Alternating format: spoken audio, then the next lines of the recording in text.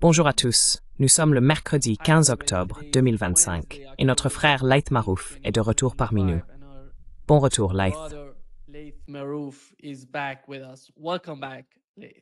Merci, ravis de cette cinéma.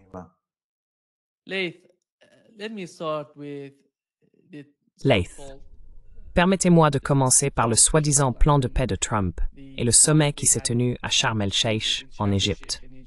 L'Iran a décidé de ne pas y participer, mais d'autres pays étaient présents, la Turquie, le Qatar et d'autres États arabes ainsi que les Européens. En regardant ce qui s'est passé en Égypte, quel a été le résultat et qui a tiré profit de ce sommet?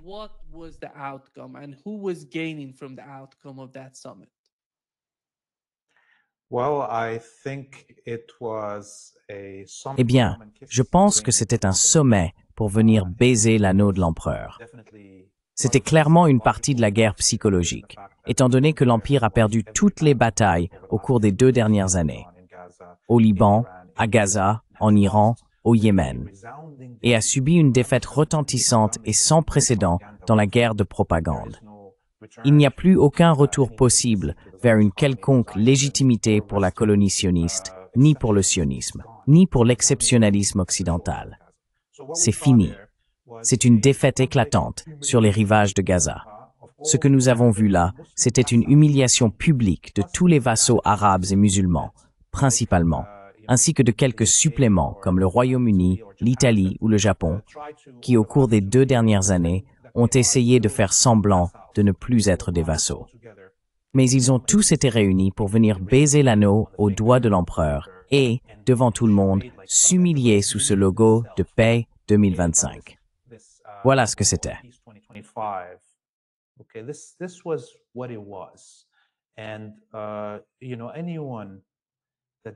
Et vous savez, tous ceux qui n'ont pas lu l'histoire, lorsqu'ils analysaient ce qui se passait dans la péninsule arabique, avec l'attaque contre le Qatar et le prétendu changement dont tous ces analystes ne cessaient de parler, ou le Pakistan venant à la défense des Palestiniens, ou l'Iran, ou cette alliance avec l'Arabie saoudite censée être contre Israël, ou encore l'Indonésie qui allait envoyer 20 000 soldats pour sauver Gaza, ou la Turquie qui ferait quoi que ce soit, eh bien vous savez, Erdogan dit encore une fois, si cela tourne au génocide, j'agirai.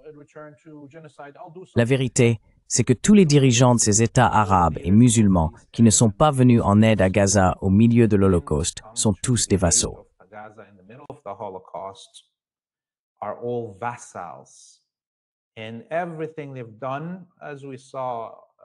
Et tout ce qu'ils ont fait, comme nous l'avons vu avec cette publication du New York Times ou du Washington Post, je ne me souviens plus lequel de ces journaux américains c'était, a montré qu'il existe une alliance militaire directe et coordonnée entre la Jordanie, l'Égypte et les pays du Golfe avec la colonie sioniste en plein milieu de l'Holocauste contre tout l'axe de la résistance. Eh bien, cela ne me surprend pas, car j'ai lu l'histoire. Je le sais. C'est la même histoire depuis 1917. Rien n'a changé. Ces régimes vassaux ont survécu aux révolutions des années 1940, 1950, 1960 et 1970 et sont désormais des composantes à part entière de l'Empire, prêts, devant leur propre peuple, à venir baiser l'anneau de leur maître à la Maison-Blanche lors du sommet de Sharm el-Sheikh.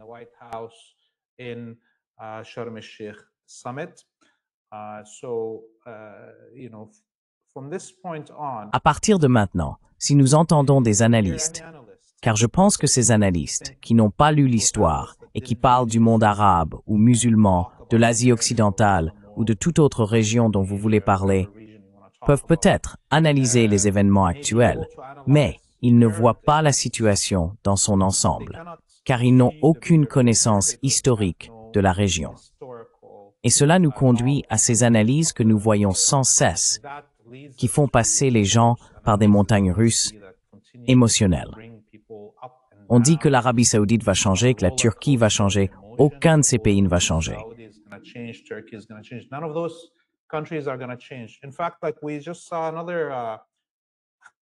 En fait, nous venons de voir un autre article affirmant que le parti nationaliste en Turquie, qui est censé s'opposer à Erdogan et à sa collaboration avec les frères musulmans, le Qatar, et ainsi de suite, a proposé à l'OTAN d'inclure les pays du CCG, les pays du Golfe, dans l'OTAN, dans une alliance entre la Turquie et les pays du CCG contre l'Iran. Nous avons donc plusieurs éléments qui nous paraissent clairs à présent.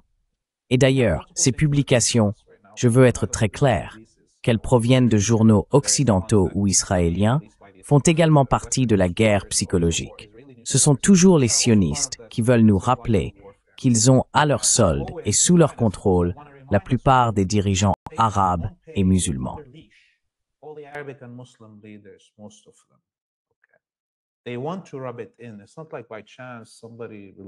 Ils veulent nous le faire sentir. Ce n'est pas comme si, par hasard, quelqu'un avait divulgué un document aussi important. Cela fait aussi partie de la guerre psychologique. Pourquoi? Parce que même avec l'alliance, la collaboration et la trahison de tous ces dirigeants arabes et musulmans, ils n'ont toujours pas réussi à vaincre Gaza. Peux-tu imaginer cela? Le monde musulman tout entier, à l'exception de l'axe de la résistance, collaborait avec les sionistes et l'Occident uni, pour écraser nos propres peuples, la Palestine, et tout mouvement visant à libérer Gaza. Et ils n'ont toujours pas pu vaincre Gaza. Alors que doivent-ils faire? Ils doivent mener cette guerre psychologique pour démoraliser les Arabes et les musulmans, pour démoraliser les peuples du monde, comme si c'était une surprise que ces régimes collaborent. Ces fuites sont destinées à te faire penser « Oh mon Dieu, je croyais peut-être qu'Erdogan pouvait changer maintenant. »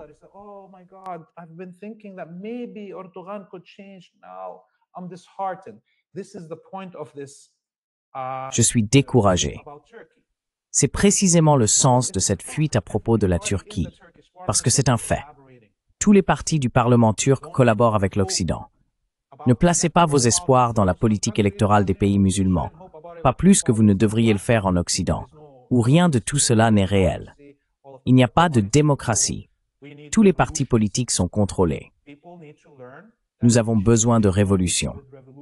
Les gens doivent comprendre que le changement vient des révolutions. Il ne vient pas des urnes. Il ne vient pas des manifestations. Il ne vient pas des podcasts ni des tweets. Il vient des révolutions. Donc, s'il y a quelque chose à retenir du sommet, c'est bien cela.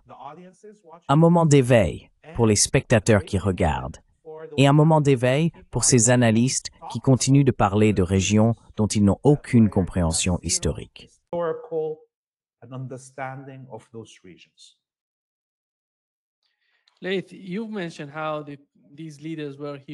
Laith, tu as mentionné comment ces dirigeants s'humiliaient devant Donald Trump. Mais nous avons vu la même chose en Israël. Donald Trump s'humiliant lui-même pour Netanyahou, simplement pour donner une meilleure image de Netanyahou. Regarde, depuis qu'ils ont décidé de conclure un accord avec le Hamas pour libérer les prisonniers, ils ont envoyé Jared Kushner et Steve Witkoff en Israël. Quand Steve Witkoff s'adressait à la foule, à ceux qui célébraient, il a essayé de mentionner le nom de Netanyahou. Et chaque fois qu'il le faisait, tout le monde white Netanyahou. Cela montre à quel point Netanyahou est impopulaire en Israël, compte tenu de tous les défis que nous savons exister dans la région. Mais après tout cela, regarde Donald Trump et son attitude. Sortir et tenter de s'humilier, d'humilier les États-Unis, simplement pour mettre Netanyahou dans une meilleure position. Qu'est-ce que cela signifie? Qu'est-ce que cela nous apporte, selon toi?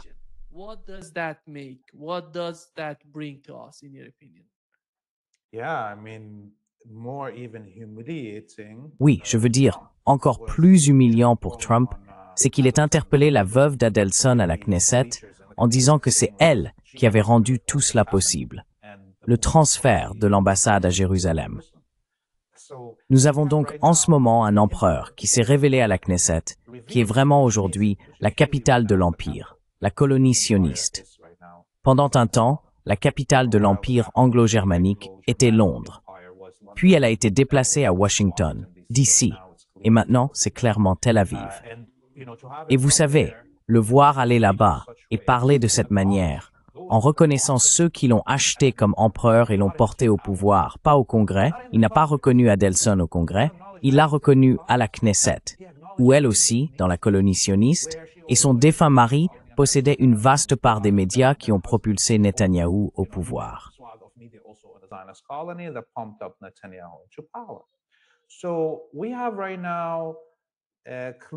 Nous avons donc, en ce moment, des lignes de pouvoir clairement définies. Cela fait également partie de l'extraordinaire succès de Gaza et de la résistance palestinienne. Ils n'ont pas seulement vaincu tout un empire et ses collaborateurs sur le terrain à Gaza, ils n'ont pas seulement défait la machine de propagande combinée de tous les éléments de cet empire, mais ils ont aussi, en quelque sorte, révélé ce qui se cache derrière le rideau à toute l'humanité, aux citoyens des pays occidentaux. C'est comme dévoiler le magicien d'Oz. Les gens pensaient peut-être qu'ils vivaient en démocratie. Maintenant, ils comprennent qu'on peut acheter un empereur si l'on a assez d'argent. On peut contrôler les médias, on peut contrôler les tribunaux, et on peut punir ceux qui s'opposent au génocide. Toutes ces révélations sur les véritables mécanismes du pouvoir en Occident sont des réussites de la résistance à Gaza et des réussites du peuple palestinien, qui a résisté à 2 années de génocide sous la puissance combinée de l'Occident.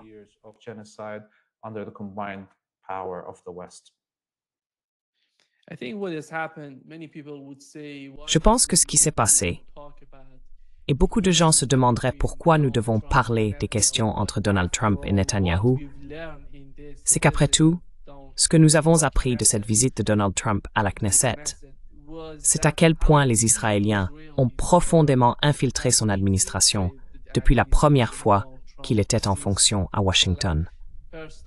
Il a mentionné quelque chose de très important, à mon avis. Je ne sais pas s'il l'a dit délibérément, intentionnellement, ou s'il l'a simplement dit sans se rendre compte de ce dont il parlait, ni des répercussions qu'un tel propos pourrait avoir de sa part.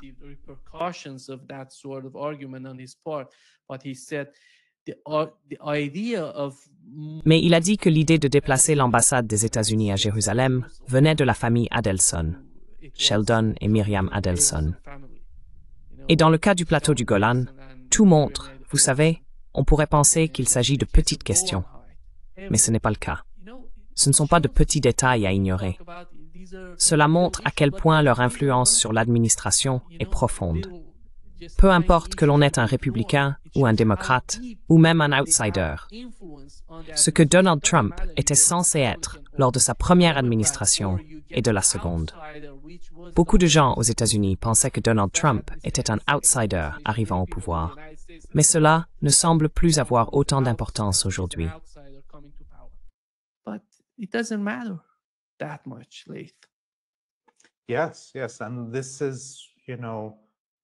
Oui, oui. Et c'est, vous savez, pour la première fois, je pense, permettre aux gens, c'est encore une autre réussite de la résistance. Cela permet aux gens de parler de ce tabou dont pendant des décennies il était interdit de parler. L'influence des sionistes dans les médias, en politique, dans la finance, peu importe, n'est-ce pas? Ce tabou a disparu. Et je pense qu'en ce moment, nous vivons un moment très important, une sorte de carrefour concernant le contrôle sioniste. Ce que je vois ici pourrait résoudre le problème, que vous croyez que les États-Unis sont un empire et que le sionisme est un outil de cet empire, et que la colonie sioniste n'est qu'un instrument des États-Unis et que Washington dirige réellement Tel Aviv, ou que vous croyez l'inverse, à savoir que la colonie sioniste et le sionisme contrôlent désormais les États-Unis, le Congrès et les mécanismes impérialistes.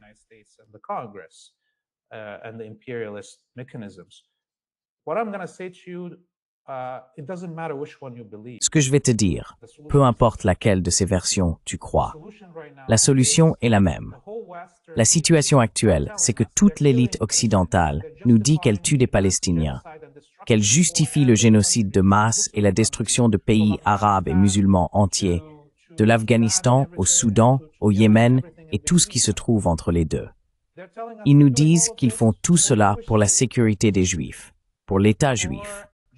C'est ce que dit l'élite occidentale.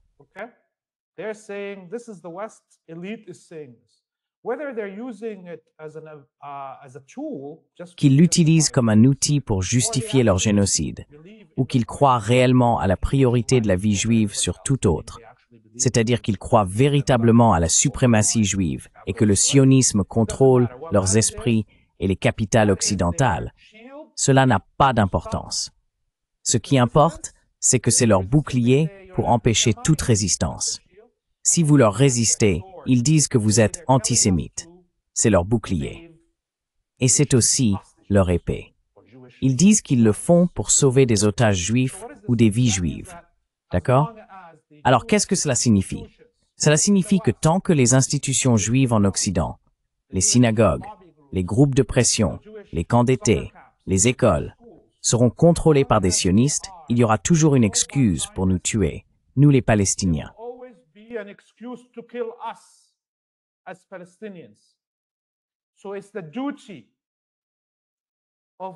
C'est donc le devoir de ceux qui se disent juifs antisionistes, qu'il s'agisse des religieux comme Neturei Karta et d'autres, ou de ceux qui se disent juifs laïcs, cette contradiction oxymorique, de mener une rébellion, une révolution au sein des institutions juives, les synagogues, les écoles, les colonies de vacances, les groupes de pression, une révolution pour libérer ces institutions juives du contrôle sioniste.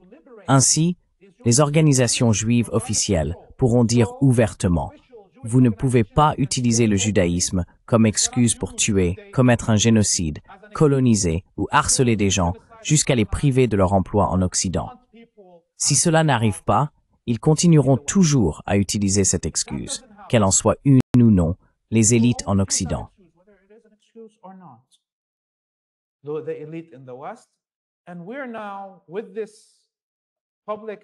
Et maintenant, avec cette prise de conscience publique, cette conscience humaine mondiale, qui est écœurée, quand quelqu'un dit l'Holocauste par les nazis, les gens répondent « De quoi parlez-vous? Il y a un Holocauste en cours, en ce moment. Ferme-la. » Nous en arrivons à un point où si les Juifs antisionistes ne prennent pas leurs responsabilités au sérieux, il y aura une intervention extérieure pour mettre fin au contrôle sioniste des institutions juives. Et cela ne sera pas agréable. Ce sera laid. Nous savons ce qui se passe quand des étrangers pénètrent dans la maison de culte de quelqu'un d'autre.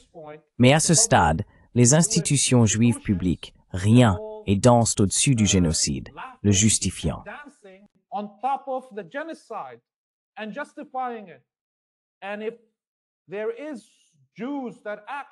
Et s'il y a des Juifs qui aiment réellement leur religion, ils doivent agir dès maintenant pour lancer cette rébellion. Sinon, leur communauté deviendra naturellement une cible, car à ce stade, il existe très peu d'institutions juives antisionistes.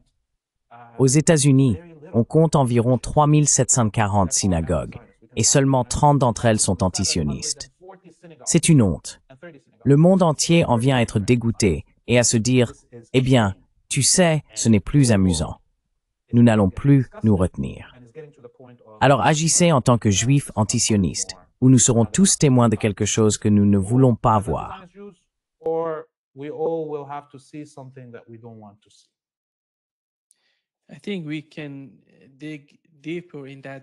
Je pense que nous pouvons creuser davantage dans cette direction, ce qui signifie, à mon avis, que le sionisme dépasse le peuple juif. Vous voyez les sionistes chrétiens, ils sont si nombreux, et le problème avec ces sionistes, c'est qu'ils sont tellement riches et puissants qu'ils peuvent influencer presque toutes les communautés des pays occidentaux. Mais le changement est en cours. Ne pensez-vous pas que le changement arrive? Il se produit en ce moment même. Aux États-Unis, si l'on regarde les sondages, même au sein de la communauté juive, environ 60% des Juifs américains estiment que ce qu'Israël fait à Gaza est un génocide. Ce sont des chiffres énormes. Et le problème, Laith, va au-delà de cela. Le sionisme lui-même. Ne pensez-vous pas que, dans les États arabes, il y a des personnes qui se disent musulmanes, mais qui poursuivent tout de même le sionisme dans la région?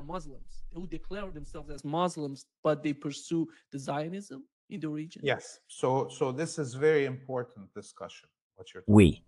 Donc, c'est une discussion très importante, ce dont tu parles ici, Laith. Et soyons très clairs, un chrétien sioniste ou un musulman sioniste commet une hérésie. Aussi bien dans le christianisme, cela n'existe pas. Ceux qui se disent musulmans sionistes sont en réalité des menteurs. Ils ne sont pas musulmans. Ils aiment être des esclaves. Pourquoi est-ce que je dis cela? Parce que disons, si tu es chrétien, tu crois que Dieu a envoyé Jésus parce que les gens s'étaient égarés. Et en réalité, le christianisme est une réforme du judaïsme. Le point où les gens se sont égarés, comme Jésus nous le dit, c'est cette idée du peuple élu. Il est venu et a dit, « Vous êtes tous mes enfants, et je suis le Messie, celui qui efface vos péchés. » Massie signifie celui qui efface le péché, le Messie.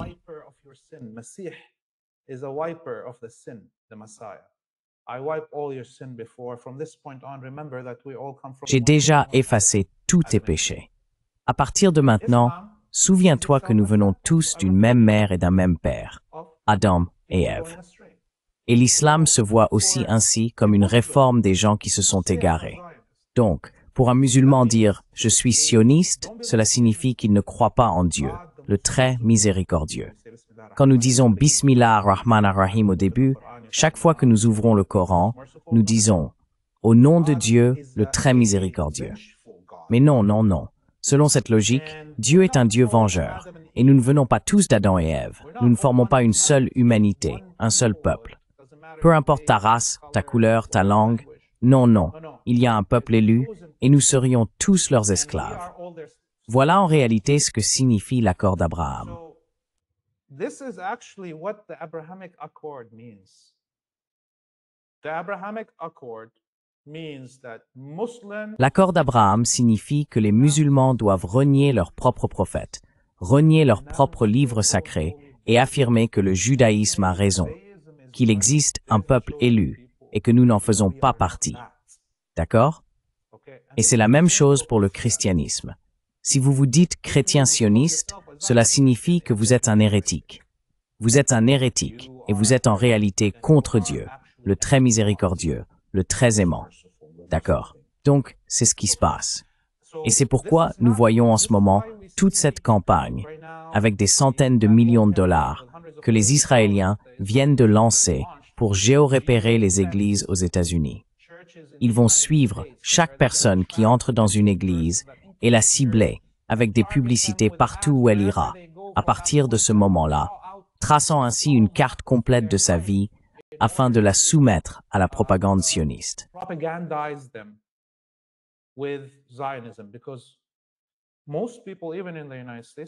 Parce que la plupart des gens, même aux États-Unis, qu'ils soient chrétiens ou musulmans, ne se déclarent pas comme appartenant à telle ou telle secte. On entre simplement dans une mosquée pour y prier ou dans une église pour y prier. Ce sentiment de foi est donc en contradiction avec cette idée de suprématie proposée par le sionisme et avec l'auto-humiliation. Si vous dites « je suis un sioniste chrétien », vous faites essentiellement ce que Trump a dit à la Knesset à propos de sa fille Ivanka. Il a dit que sa fille ne croyait plus en Jésus. Elle croit en ses paroles de suprématie juive. Voilà où nous en sommes. Et la plupart des gens commencent enfin à en prendre conscience. Nous devons donc être très clairs. Regardez, même en laissant la religion de côté, une personne arabe qui conclut un accord scientifique ou de paix avec la colonie sioniste, comme la Jordanie ou l'Égypte, qu'est-ce que cela signifie?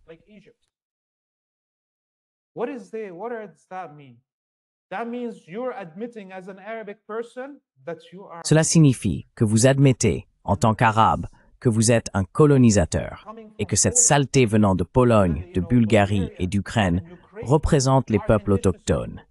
Et il y a 2000 ans, j'étais un descendant de colonisateur. Voilà ce que cela veut dire. Accepter le sionisme pour une personne arabe revient à accepter que nous sommes les colonisateurs et qu'ils sont les autochtones.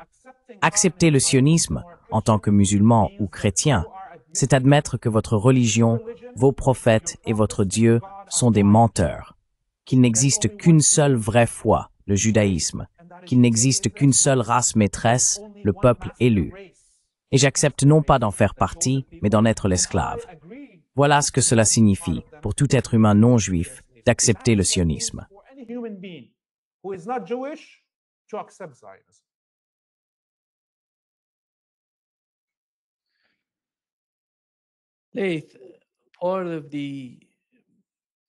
Faith, toute la discussion en ce moment aux États-Unis. Donald Trump est sorti en disant que si eux, ils parlent du Hamas, ne se désarment pas, nous allons le faire. Se prépare-t-il, s'ils obtiennent les prisonniers et que toutes ces premières étapes sont finalisées, à trouver de nouveaux motifs, de nouvelles raisons pour retourner à Gaza? Commencer, recommencer, réactiver un génocide. Quelle est ton opinion là-dessus? Parce que si tu es Donald Trump et que tu essayes de mettre fin à ce qui se passait auparavant, tu t'es placé dans une position sans issue. Quand tu parles de désarmer le Hamas, tout le monde sait que cela n'arrivera pas. Peu importe combien de fois tu le répètes. Qu'est-ce que cela signifie, selon toi? What is that? What is that in your understanding? Look, it's clear that this war is not. Écoutez, il est clair que cette guerre n'est pas terminée.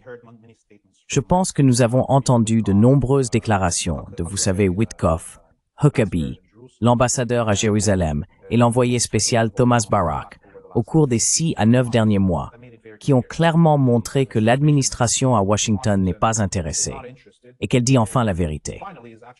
Il s'agit d'une lutte de décolonisation en Palestine. Ce que nous avons vu au cours des 2 dernières années et peut-être des 15 ou 20 dernières années dans toute cette région, c'est le même type de génocide de masse, de mort de masse, à une échelle qui n'avait pas eu lieu de cette manière depuis la colonisation des Amériques.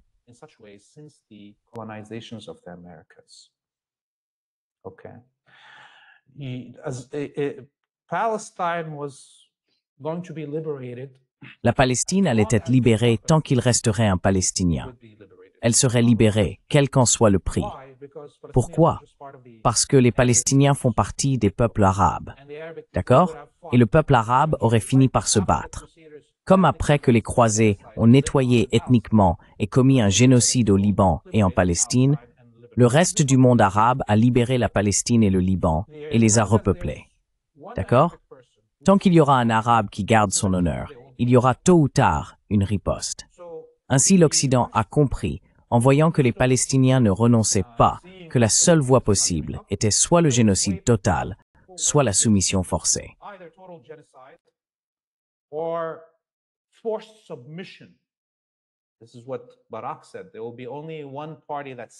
Voici ce que Barak a dit. Il n'y aura qu'un seul camp qui se soumet et un seul camp qui domine. Il n'y aura pas de paix, même après la soumission, car il y aura toujours quelqu'un pour relever la tête et combattre cela. Aussi petit, aussi isolé soit-il. Même si chaque État arabe est vaincu et chaque peuple arabe est musulman, même si l'Iran est vaincu et occupé, il y aura toujours quelque part une personne arabe ou musulmane assez folle pour réellement s'aimer elle-même et refuser l'esclavage. Et cette personne, boum, emportera avec elle quelques Israéliens. Le lendemain, l'Empire américain bombarde un village dans un pays qu'il occupe.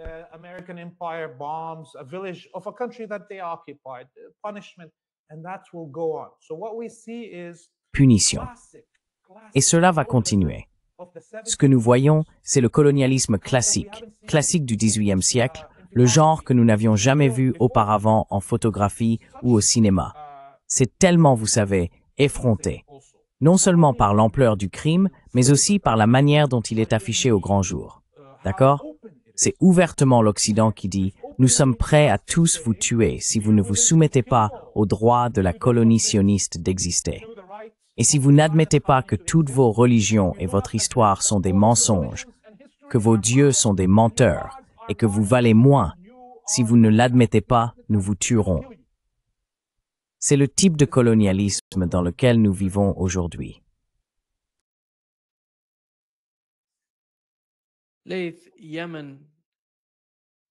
Mesdames, le Yémen ne va pas se laisser duper par ces manœuvres.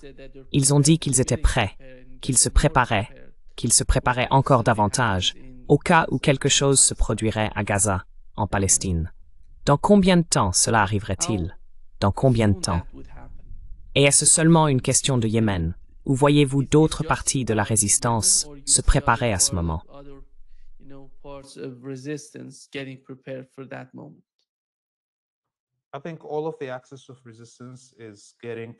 Je pense que tout l'axe de la résistance se prépare à une nouvelle phase de cette guerre.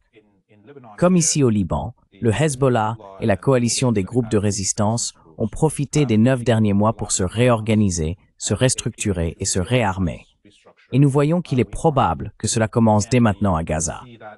Je suis sûr à 100% que la résistance essaye de faire passer des armes en contrebande vers Gaza en ce moment même, et que l'Iran est également prêt, peut-être même pour une attaque préventive. Car si l'on regarde l'histoire de la lutte contre la colonie sioniste dans la région, les seules guerres qui ont été presque victorieuses sont celles où Israël a été pris par surprise. 1973, 2006, 2023. Donc, si l'Iran lançait réellement une attaque surprise, cela pourrait être un immense succès.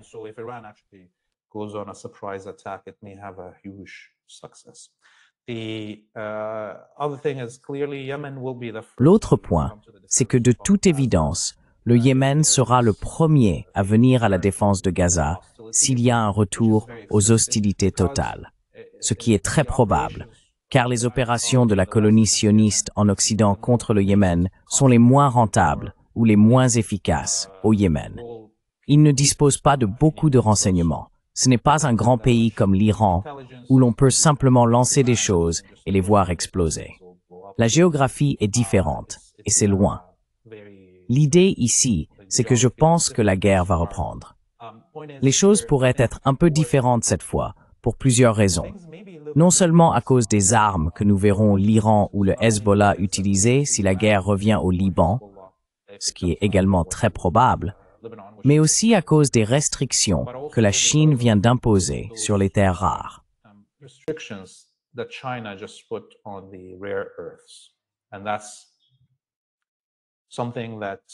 Et c'est quelque chose que dans mon esprit, pendant 2 ans, je n'ai pas compris.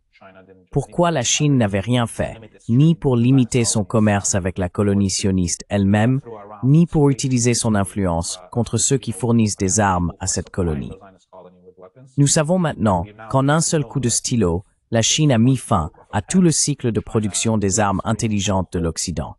Les GBU, les F-35, les sous-marins, les destroyers. Tout est arrêté en ce moment.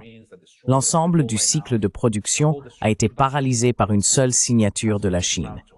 La Chine aurait pu faire cela il y a 2 ans, et peut-être que les États-Unis et l'Occident n'auraient pas eu assez d'armes à envoyer aux sionistes pour avoir largué l'équivalent de 12 explosions nucléaires de GBU sur Gaza ou les armes qu'ils ont utilisées en Syrie, au Liban, au Yémen, en Irak et en Iran. Des centaines de milliers de personnes auraient peut-être été sauvées si la Chine avait agi ainsi il y a 2 ans.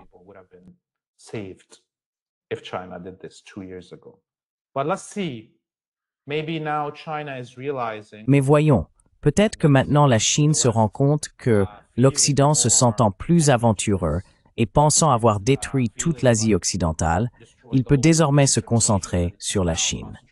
Peut-être que cela les a réveillés et les pousse à prendre la situation au sérieux. Et cela montre aussi ce qui doit se passer dans ce monde, dans ce nouveau monde que nous essayons d'imaginer, un monde multipolaire.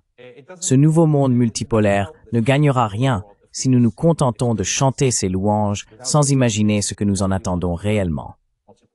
Nous avons besoin d'une Chine, d'une Russie, d'un Brésil, d'une Inde, d'un Iran et d'un Venezuela travaillant tous ensemble pour limiter le pouvoir de l'empire dirigé, soit depuis Tel Aviv, soit depuis Washington, D.C., ce que nous n'avons pas encore tranché.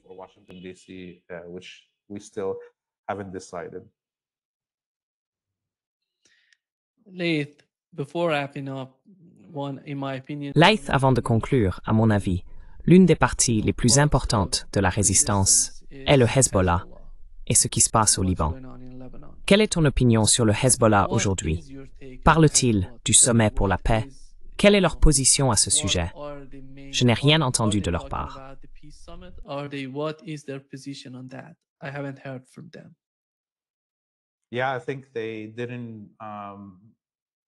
Oui, je pense qu'ils n'ont fait aucune déclaration officielle. Mais évidemment, l'Iran a refusé d'y aller, sachant qu'il aurait dû venir et baiser l'anneau. C'est essentiellement ce que c'est, une séance photo avec l'empereur. Et cette initiative de paix n'a pas été signée par la colonie sioniste. Donc tout le monde y a adhéré, sauf Israël d'ailleurs. Ce que j'ai vu de la part d'analystes proches du Hezbollah et d'autres, C'était surtout des rires et des moqueries envers les élites arabes et musulmanes qui y sont allées, et des éloges pour l'Iran pour ne pas y être allé et avoir montré à quel point c'était un geste intelligent. Et regardez, le Hezbollah est actuellement dans une position bien plus sûre à l'intérieur du Liban.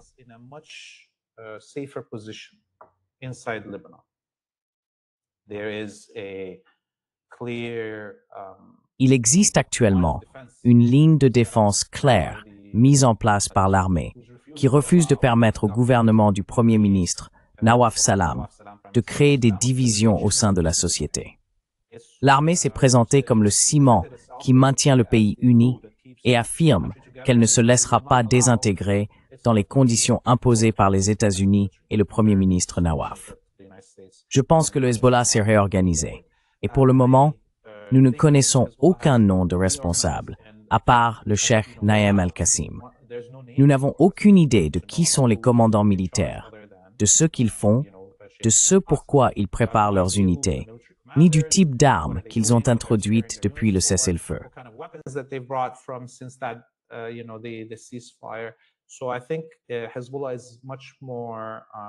Je pense donc que le Hezbollah est aujourd'hui beaucoup plus résistant, beaucoup plus flexible, et qu'il y aura beaucoup de surprises si une guerre reprend au Liban. Et je veux dire, vous savez, sur Free Palestine TV, nous sommes descendus aujourd'hui vers le sud, dans les villages frontaliers, où c'est la saison de la récolte des olives. Les agriculteurs sortaient pour cueillir les olives.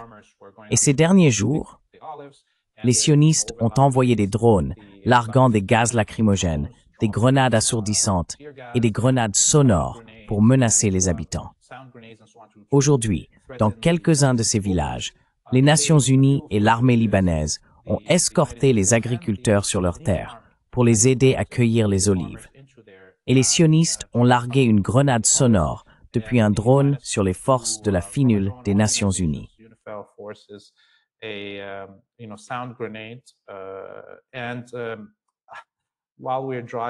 Et pendant que nous descendions vers le sud du Liban, la voiture de Hadi, le caméraman, mon acolyte, mon pote dans cette bataille, sa voiture, la boîte de vitesse entière, boum, foutue. Nous sommes restés coincés au milieu d'une vallée pendant 1 heure. Cette voiture roule avec nous depuis 1 an. Rien que l'année dernière, nous avons parcouru 100 000 kilomètres juste en aller-retour. Vous savez, la moyenne pour une voiture tourne généralement autour de 20 000. Elle en a vu ces 2 dernières années. Je ne sais pas si elle va survivre. Donc oui, il y a eu des pertes financières aujourd'hui. Il faut qu'on compense ça d'une manière ou d'une autre, qu'on trouve un remplacement pour cette voiture.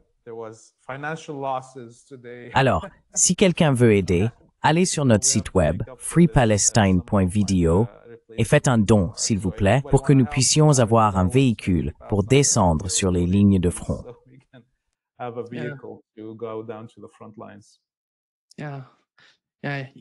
Oui, allez-y et soutenez Laith, car ce qu'il fait, personne d'autre n'est capable de le faire. Il est unique dans sa manière de rendre compte depuis le Liban, depuis le sud du Liban, et de ce qui se passe dans cette région. Merci beaucoup, Laith. C'est un grand plaisir. Merci, Nima. À bientôt, Inch'Allah. À bientôt. Au revoir. Toi.